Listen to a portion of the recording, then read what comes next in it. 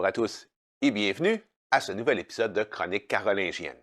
Aujourd'hui, nous allons discuter d'un sujet qui, bien qu'en toile de fond de notre récit, demeure tout de même omniprésent dans chacun des tomes de la série. Ainsi, par cette magie diabolique que pratiquent les sorciers sulfureux de nos aventures, on peut aisément comprendre qu'une partie de leur pouvoir vienne des sombres grimoires qu'ils utilisent. Que ce soit le dragon noir du mage de Baël, le grimoire d'Anubis de Nyarlathotep, ou le Necronomicon d'Abdul al-Azred, les chroniques évoquent les détails d'une tradition surnaturelle liée à des livres proscrits. Ainsi, les grimoires ont bien évidemment fasciné, mais aussi épouvanté, et le nombre de ces volumes brûlés ou mis à l'index par l'Église exprime bien la profondeur de cette peur. Dans cet épisode, nous allons étudier le plus infâme de tous ces livres de sombre magie, et je parle là du grimoire du Dragon Rouge. Mais parlons d'abord de ce qu'est un grimoire.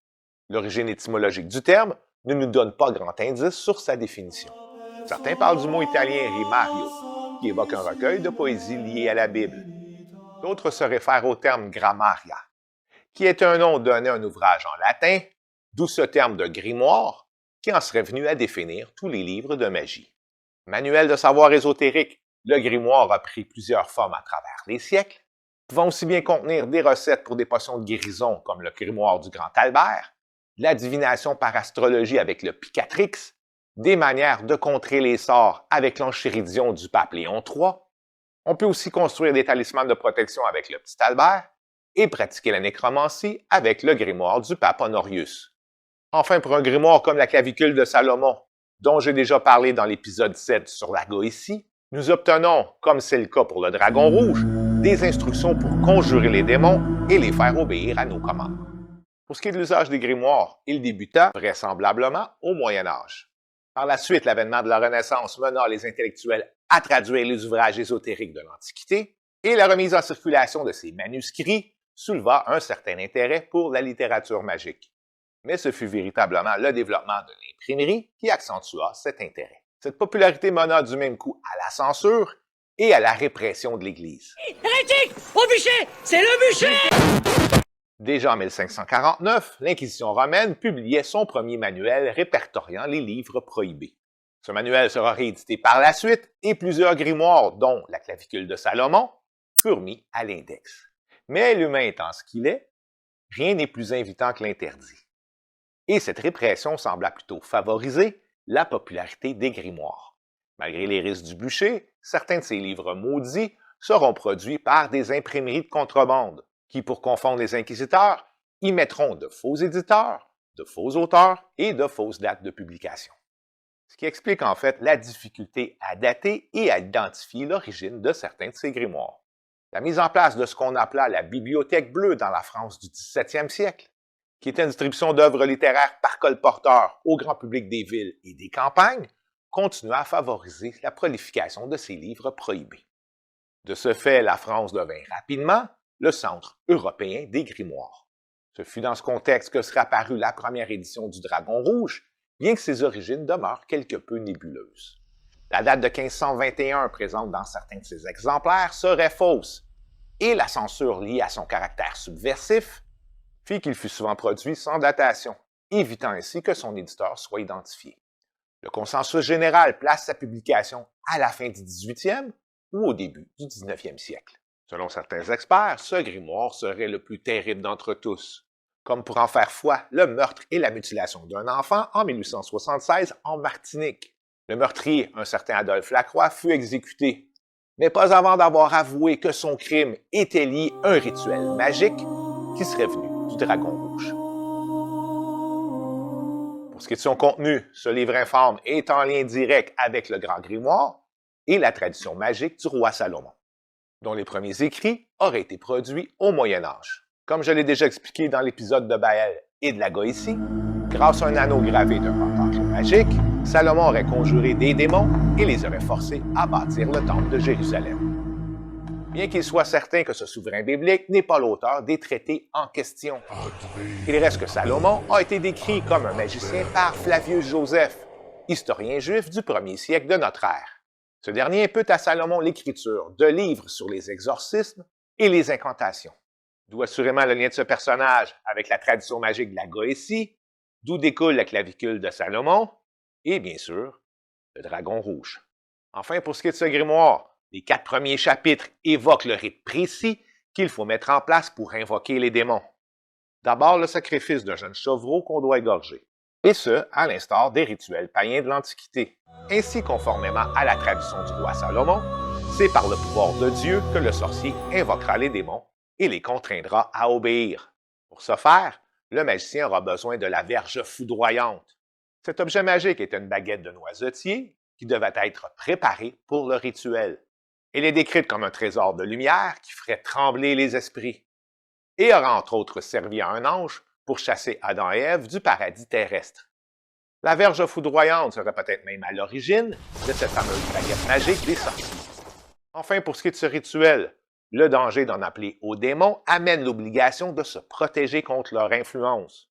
Et l'on doit ainsi dessiner un cercle de protection magique sur le sol, appelé le cercle kabbalistique. Ce rituel est une sorte de pacte inversé, où le diable devient le serviteur du mage. La deuxième partie du grimoire évoque le rituel du Sanctum Regnum, qui sert d'invocation si on ne réussit pas à faire celui de la baguette foudroyante. Fort de toutes ces précautions, on peut invoquer Lucifuge Rofocal, premier ministre des Enfers, pour qu'il nous aide à trouver le trésor le plus près. Cette partie s'apparente à la clavicule de Salomon et présente la hiérarchie des démons, dont entre autres Baël, en esprit inférieur. Bien que le livre évoque la puissance de Lucifer, Belzébuth et Astaroth, on fait plutôt la description des esprits malins qui leur sont subordonnés. On présente aussi leurs signes, leurs pouvoirs particuliers et bien évidemment la manière de les conjurer. En plus de Lucifuge Rofocal, que l'on a déjà aperçu précédemment, duquel on peut voir différentes représentations dans le grimoire, il y a aussi Stanachia, qui donne le pouvoir sur toutes les femmes.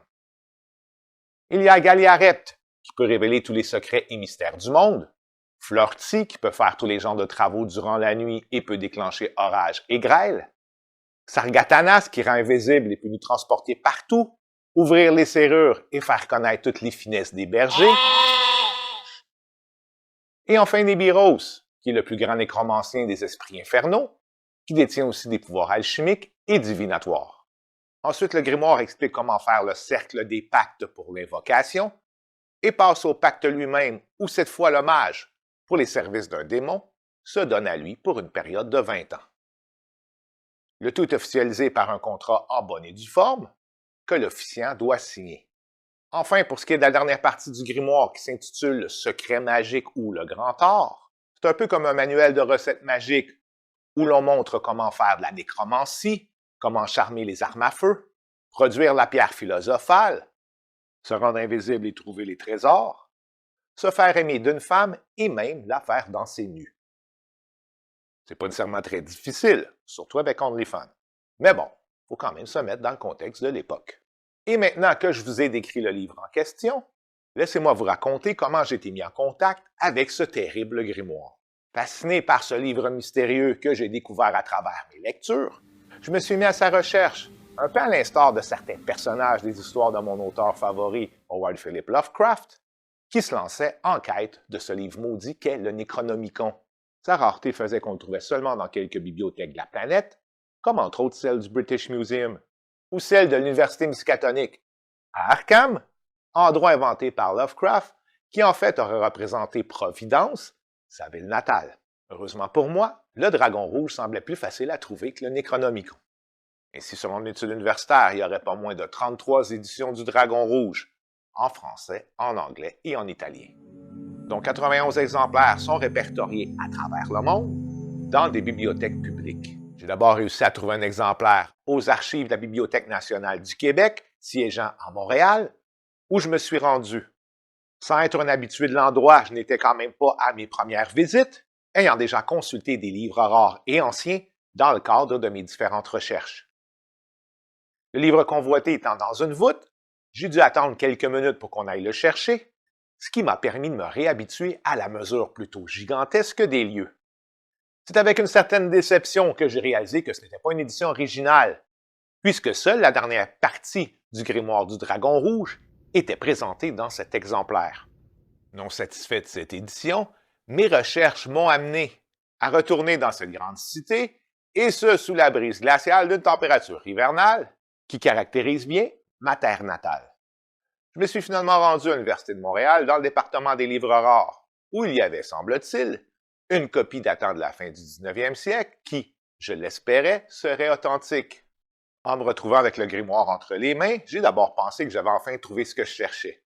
Mais bien que possédant le titre de Dragon Rouge, le livre ne contenait que certains chapitres de la version originale, tout en présentant un traité d'astrologie ainsi qu'une partie du grimoire d'Arbatel, comme en faisait foi la liste des esprits dits olympiques présents dans ces pages. Ce n'était pas le véritable Dragon Rouge. Mais j'avais encore l'espérance de trouver une des premières éditions. C'est ainsi que je suis parti pour la France, berceau des grimoires, plus précisément dans ma région préférée d'Occitanie, où j'ai poussé un peu plus loin ma quête. Et pour trouver un grimoire nimbé d'un tel aura diabolique, quoi de mieux qu'un petit coin de pays se caractérisant par ses mystères et ses sombres légendes, je me suis donc rendu aux portes de la zone. Pour ceux d'entre vous qui voudront en savoir plus sur cet endroit particulier, je vous réfère entre autres à l'épisode 1, ainsi qu'aux 2 entrevues avec Richard Stanley. Pour ce qui est de ma quête, j'ai d'abord fait le tour de différents libraires, et enfin j'ai su entre les branches qu'un antiquaire que je connaissais, et qui avait pignon sur rue dans une de ces anciennes cités médiévales si typiques de cette région, avait peut-être un exemplaire. Je n'étais pas surpris, puisque déjà quelques années auparavant, je m'étais procuré, à l'endroit en question, l'Albert moderne. Ce livre, publié au 18e siècle, est une sorte d'hybride entre un traité de médecine et un grimoire d'alchimie. Aussitôt dans la boutique, l'antiquaire m'a reconnu, tout en m'annonçant qu'il avait en sa possession un ouvrage très rare. Il m'a ensuite mis entre les mains ce fameux livre maudit. C'était la première fois que je touchais une copie originale, et étrangement, je me suis aussitôt senti attiré par la terrible aura de ce livre. Malgré son prix exorbitant, il me le fallait. Et depuis ce jour, je suis donc possesseur d'une copie du terrible grimoire du Dragon Rouge.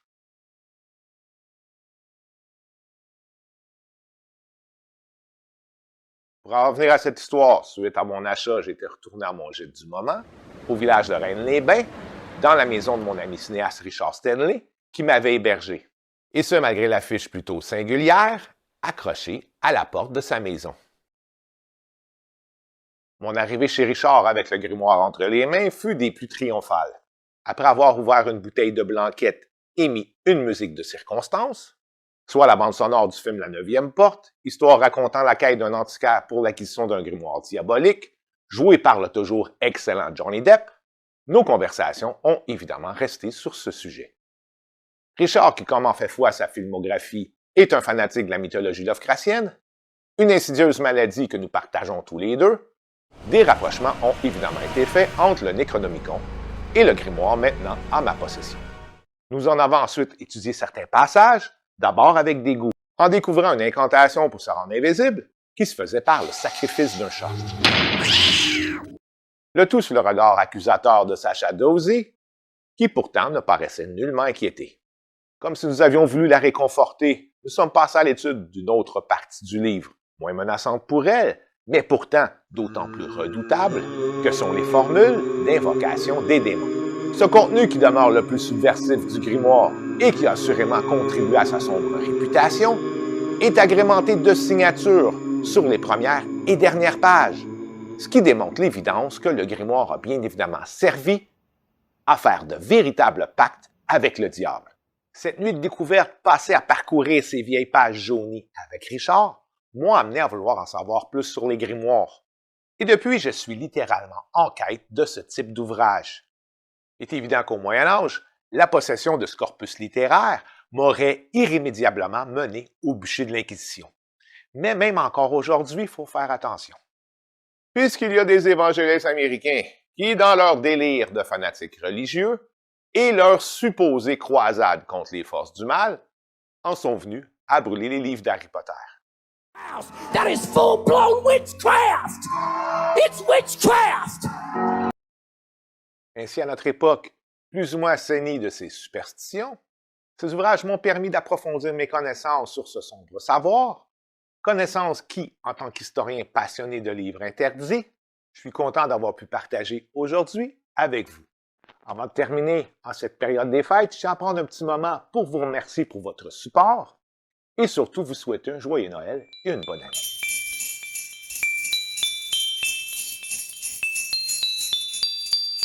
Profitez pleinement de votre temps en famille ou entre amis parce que c'est véritablement ce qui est le plus sacré. Et surtout, soyez sages. Pour en savoir plus sur les grimoires, vous pouvez me contacter sur YouTube ou simplement vous immerger dans l'univers glauque de cette série, notamment avec le grimoire d'Anubis. Et surtout, n'oubliez pas de vous abonner à la chaîne. Alors, c'est à l'ombre du Dragon Rouge et aussi de mon Père Noël que je vous donne rendez-vous pour un prochain épisode de vos chroniques en vous souhaitant encore une fois de joyeuses fêtes et aussi, bien évidemment, bonne lecture.